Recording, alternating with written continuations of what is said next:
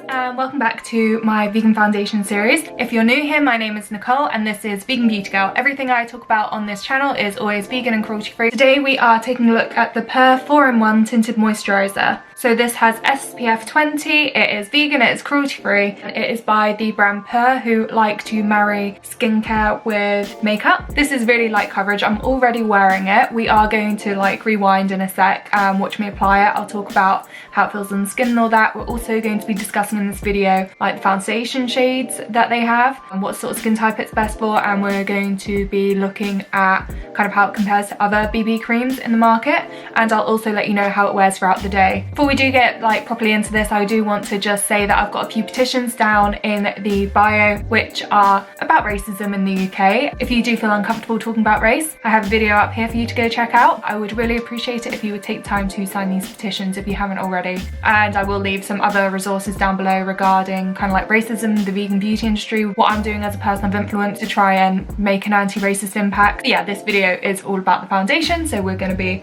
talking about that. Shall we just go straight to the application? I don't normally squeeze it out the tube like this. This just makes it look a bit cooler on camera, but yeah, I really actually enjoyed this foundation. It's a nice lightweight light coverage foundation, which is my preferred style of foundation. I like things which don't give full coverage. I like to have that more like natural, your skin but better look when I wear foundation, and this one is really nice and creamy to put on. I really enjoy the feel of applying it. I think it blends out really easily and it's really quick to apply as well. You don't really have to do much work. The finish is really quite nice. I've actually got quite good skin at the moment. I'm going to be filming a skincare video soon. You can tell the coverage level kind of under my eyes. I've got a really prominent vein here and you can see this really coming through still. Yeah, like I say, I like to just even up my skin tone and give myself a like me but better look with my foundation, so I do really love this coverage. So yeah, I'm going to do the rest of my makeup and then we'll chat a little bit more. So this foundation costs roughly about £25 and it's definitely a bit of a greener beauty brand, and it used to have only 4 shades and they've very recently expanded it to 16, which is why I have decided to include it on this foundation series. I do really like this tinted moisturiser. It really is a product that is totally up my street. I do love my lower coverages and I love something that's really easy to put on, feels really light on the skin, just something that makes it feel like you've not really put on makeup, and it is just so light coverage that people will feel like you've not really got anything on when you're wearing it, and I really like that about it. It doesn't have any telltale signs of makeup, it doesn't like gather or anything, so I am a really big fan of this. I've had this for maybe 2 years now, and there are a couple of reasons why I haven't run out of it during that time, and one reason is because for me it is a tan shade. I can only wear this when I've got a bit of a tan. I think you could even tell when I was applying it on my neck. My neck hasn't really got a tan, but my face and the rest of me has. It's just my neck's been left behind. You could kind of see that it just didn't match my paler skin tone, but yeah, now that I've got a bit of a tan, it works on me. When we get into shades, I actually do have a swatch of the paler shade, not mine, but one of my sisters. I was gifted this product by the PUR. I've never worked with them in a paid capacity though. And another reason that I haven't worn it much is up until recently there were only 4 shades, and like what good is that as an influencer recommending a product that only has 4 shades? So little of my audience are gonna have value from that. So I'm really happy to see that they have expanded it to 16. Yeah, now feels like a good time to talk about shades.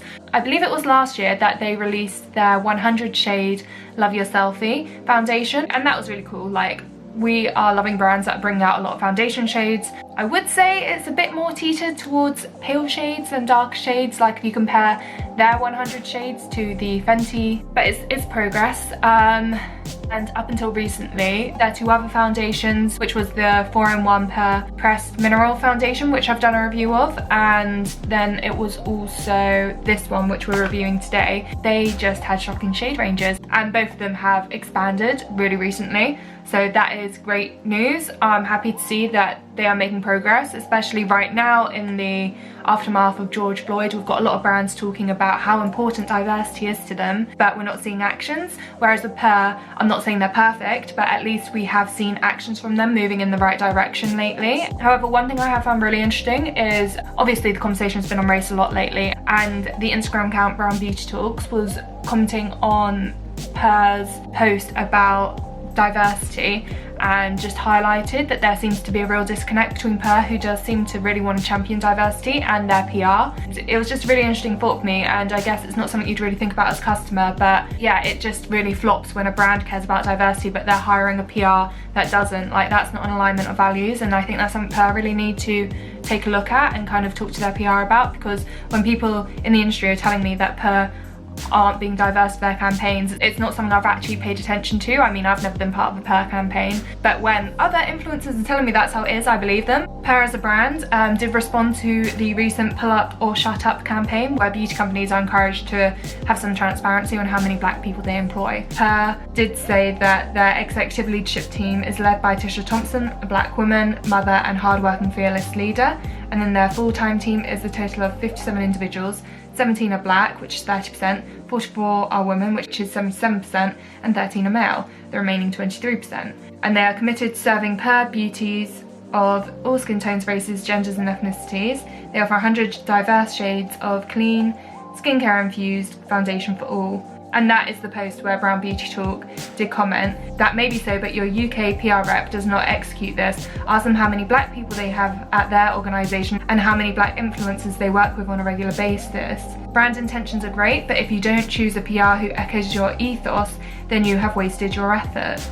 And I just thought that was a real powerful statement, and it's really given me a lot to think about. But yeah, let's get back to talking about the shades. I actually have two here. One of them is mine, that is tan, and one of them is my sister's, which is medium. Medium is a shade that suits me in the paler months, and just to give you an idea, I did say that there are 16 shades of this foundation, that they have recently expanded, but this tan shade, which I'm wearing right now, is the 10th shade out of 16. And the medium shade is the 7th shade out of 16. So I think that kind of lets you know how many dark shades they have. So hopefully that kind of helps you gauge just still how many of these 16 shades are very white, basically. I think the brand still has a way to go. But yeah, if you are looking for a vegan, cruelty-free, green foundation, especially on the lower coverage end of things, there aren't many options. So whilst I'll say this range isn't doing enough, it might be the best out of a bad bunch compared to the industry as a whole. They are doing better, so it's a big problem basically. So this is a 4-in-1 product. I had the same issue when I reviewed their last 4-in-1 product. I just didn't remember what the 4-in-1 benefits are, so let me just get those up for you and I'll let you know whether or not these are things I agree with. I have been wearing this foundation quite a lot lately because I was preparing to do this review, so I think that would be quite interesting. I'd also find it quite interesting to note that just because PUR have now 16 shades on their website, it doesn't mean that I think you'll be able to find all 16 shades in Marks and Spencer's, which is one of their stockists. Yeah, right now we've got COVID-19 going on, so I can't get out and explore that for you guys, but from my experience that's probably going to be the case. Okay, I'm not actually 100% sure what they mean by the 4-in-1, but the benefits that they have listed is that it provides texture, plumping, hydration that soften the look of lines. That's not really something I struggle with, so it's not something I notice. I do feel like it has got a little bit of a blurring effect. I find that my pores are a lot less noticeable, but not much feedback on there. Aloe vera helps speed up recovery and soothes irritated skin. I definitely have sensitive skin, and I am kind of having my best skin ever right now. I know I've got a couple of spots, but really like my overall complexion is doing really well. So it's definitely not irritating me, which is really nice. It's got free radical fighting antioxidant vitamin E to moisturize, heal and protect skin from the environments.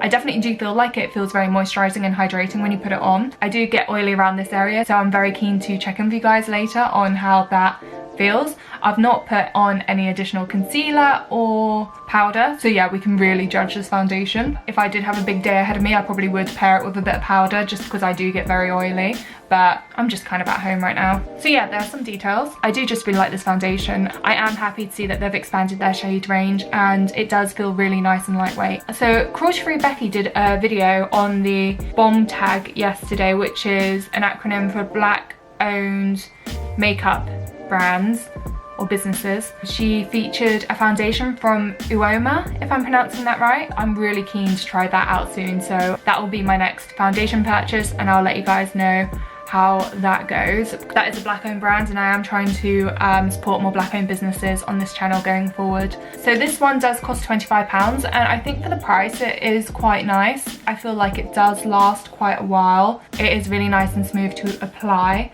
and the coverage is good. It is long lasting. I just really enjoy it as a foundation. I think £25 is a fair price for it. It's one of the better options available in the green beauty industry. But yeah, I am going to check in with you guys again later to let you know how this is kind of wearing throughout the day. I do need to go outside today. It is raining, so there is a good chance we'll see how this copes with the elements. Yeah, catch up with you in a bit. I totally forgot we were doing a video today. I nearly had a bath and washed off all my makeup. Oh, hiccup. So I did get caught in the rain. You can totally see where my mascara is smudged, so let's just rub that off. But yeah, I got caught in the rain, but my face looks great. I feel like my face looks just the same as it did earlier. God, the thing about getting close up here is that I haven't been able to get my eyebrows threaded for like a good few months. So I'm really not enjoying the close-up of my brows. But we've got a few spots going on, but let's focus on this one up here. Like, the coverage isn't great, it never was great, but all in all, I feel like around here, I feel like you can kind of see the foundation around here. I feel like, particularly because I've got quite dry skin in that area, I feel like it is showing up a little bit. Beyond that, I think it looks fine, especially where I'm oily on my T-zone. It kind of just looks glowy. I've not been as active today as I often am when I do these reviews, but considering I didn't set any powder, I think it is reasonably okay with oily skin, and it was really nice and moisturizing as well. All in all, I think this still really looks quite nice. I was on a video call earlier and I just looked glowing as well. I feel like I just looked like, oh, she's got a natural glow about her, and it's like, yeah, you can't tell I'm wearing makeup, and it's got that look to it, which I like. I feel like we're very zoomed in. There we go. But yeah, I think I am gonna go have a bath. I'm quite looking forward to that. It's been one of those days, I guess, where you just feel like you need to unwind. Lighter evenings as well. I keep getting taken back. I'm like, how's it 7 PM when it's still so bright? I hope you have enjoyed this foundation review. What I'm pretty much saying is I think it's a really lovely foundation, really good everyday foundation, really moisturizing, makes my skin feel amazing, and it's got a really nice low coverage, which just gives you a bit of a healthy glow and lasts quite well throughout the day. And its shade range is not perfect, but it's one of the better ones in the whole like green BB cream sphere.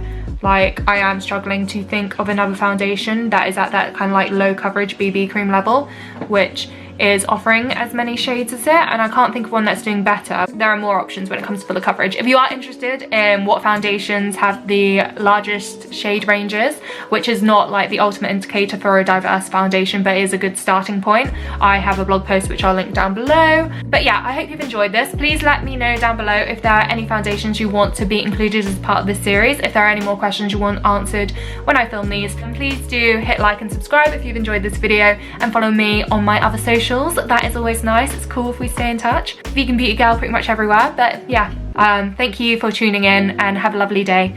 Bye.